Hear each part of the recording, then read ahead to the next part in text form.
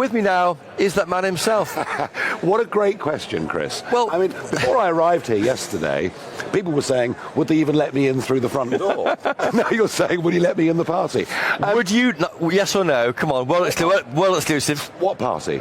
Will you join it? Would I want to join a party that's put the tax rate up to the highest in over 70 years, that has allowed net migration to run at over 500,000 a year, that has not used Brexit to deregulate and help small businesses? No, no and no. But you're here as a journalist, you're here talking about things. Yes. Join the Tories, do things. Well, I tell you what, I achieved a lot more outside of the Tory party than I ever could have done from within it. And actually, you know, what I'm seeing here are ideas that I've talked about.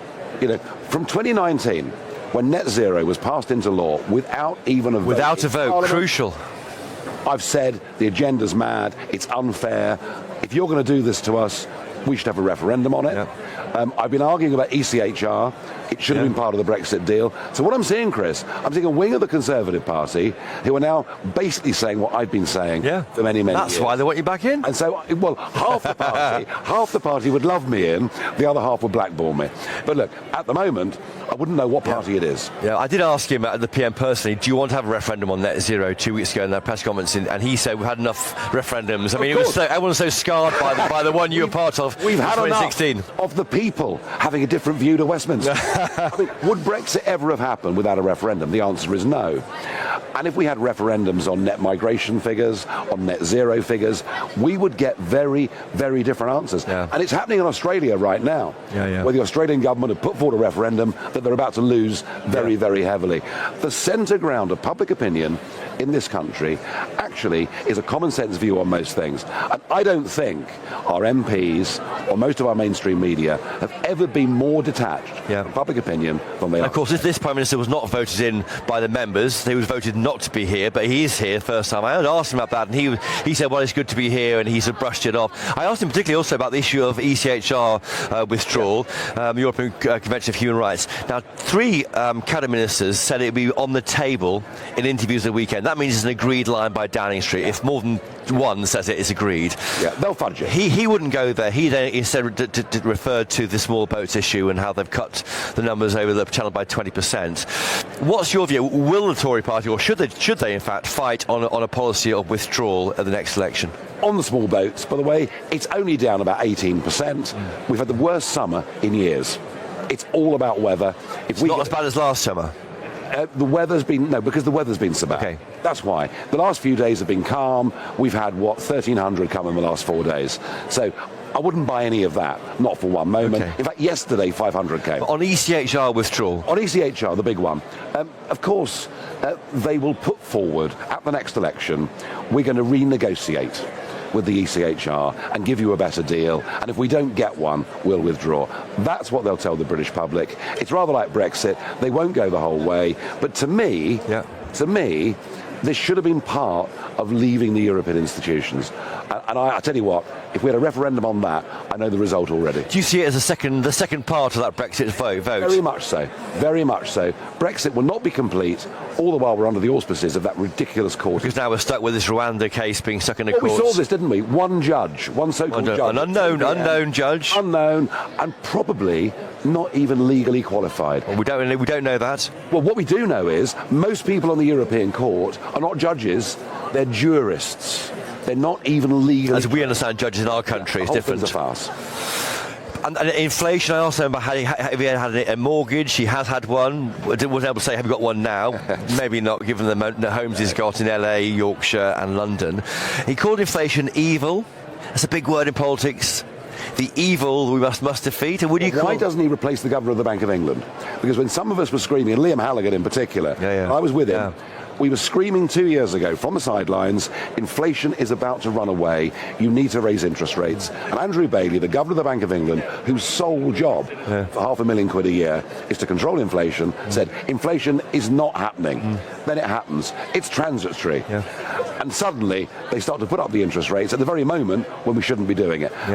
We have been very badly let down by the FCA when it comes to banking, and by the Bank of England. Of course, Kwasi Kwarteng had the governor in his sight, didn't he, when he became Chancellor just over a year ago, and then it all went away from that. You see, Sunak plays safe with everything. I mean, to his credit, He's probably got the best intellect of any Prime Minister for decades. I don't think he's a thoroughly decent, nice man. He is a decent man. There's no question about that.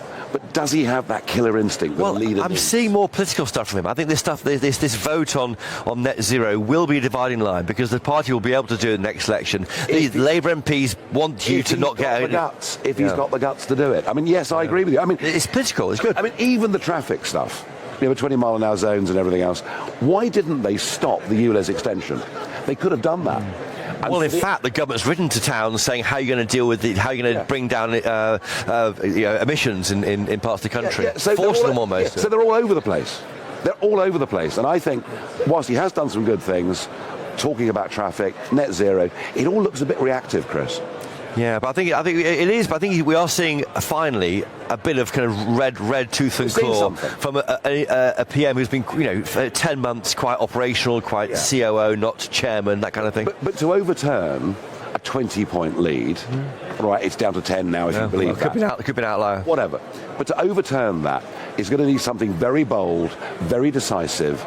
I just don't see that as being part of his personality. Rumours in this big spoon. We're looking now into the speech tomorrow. Rumours of a ban on vaping or the throwaway vapes. More big stakes. More bans. I mean, we heard Liz Truss yesterday, didn't we, saying stop banning stuff. Be the party of not banning stuff. I mean, this is the most unconservative party government in history. They put taxes up, the state gets bigger, we get surveilled by cameras wherever we go. It doesn't reduce crime at all. They remove our choice. I'm sick of nanny big state governments. This is not. But we've weaned onto it by this. This is not a conservative government. It's a social democrat. They have had two big black swan events that weren't forecast, of course, COVID-19 and the war in Ukraine, neither of which were forecast at all. And that's £500 billion more cost this country. So they would say that's why we can't do what you want to do on tax. Why are there 5.3 million people of working age not working? That figure has rocketed. Yeah. But anyway, Mark, you're still there in the studio. Do you have a quick question?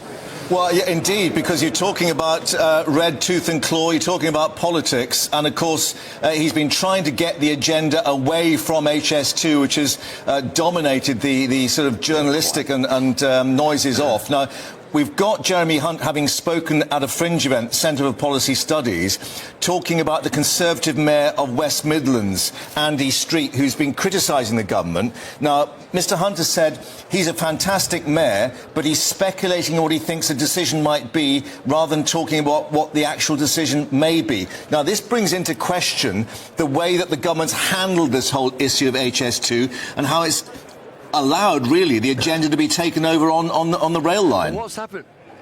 Well, as I understand it, Mark, what happened is, now, you and I are old enough to know how you deal with these issues if you're in government. You say it's a matter for the next fiscal event, the autumn statement in middle of November. But what's happening is because the OBR, the Office of Budget Responsibility, is looking at what they plan for the autumn statement right now, HS2 is so big, that means the government must make clear to OBR whether the northern leg goes ahead between Birmingham and Manchester. And because that choice must be made now in government, that's why this debate is happening, because it really is happening behind the scenes. Now, I was with the Chancellor last night. He made very clear no choices made on this yet, and that's why he can say today to Andy Street, don't do it. But the mood music is they want to scrap it, take £10 billion and link the Hull, Liverpool, Manchester, get that line worked out. But for me, looking at the politics of it, the government has spent billions and billions tunnelling under the south to keep the views nice for southern Tories. They get to Birmingham and they can't afford to link the north. It is a disgrace, frankly, to the levelling up agenda. But Nigel, what's your take? It's remarkable, isn't it? Here we are in Manchester with speculation that the Manchester leg may not go ahead. He can't answer a straight question. I wonder whether there's no answer yet. I wonder whether he'll even give an answer tomorrow in his speech. And it is appalling politics to allow all the big stuff they want to say this week to be overshadowed by this. Personally, I've been against it right from the start. From Euston. Why is that? Because it's a matter of capacity, not just speed. Yeah, it's 2 hours, 7 minutes from Euston to Manchester Piccadilly, right into the heart of the business district. Speed's not the issue. Longer platforms, more capacity, yes. But the real problem in the north, I drove once from Blackpool to Hull. It's almost impossible. And there was no train option. Getting east-west across the Pennines, from Yorkshire to Lancashire, that's where the... Well, I put a family member on the train on the Northern Line to Leeds yesterday, and it's an old diesel. It wasn't what you expect in the south of England, I've got to be honest with you. It's not fair. No, for a fraction of the money, you could link up big cities in the north of England. That makes far more sense to me. Yeah, we might see something tomorrow. I think they are stuck by this problem. They've got to deal with the OBR. They are making a choice right now and doing it in real time. What a mess, though. That's a mess. Big issues here, Mark. Yeah, Chris, very quick question to finish with. We were being told yesterday that there might be an emergency cabinet meeting there in Manchester today. We understand that's not taking place. Is that your understanding there? That is it. I think the speculation is running away with itself, as it can do in this big old railway shed in here in mid-Manchester. I think that's still the case. OK, Chris, and also your team there in Manchester, thanks for taking us through that keynote speech that we got ahead and the interview there. Thank you very much indeed.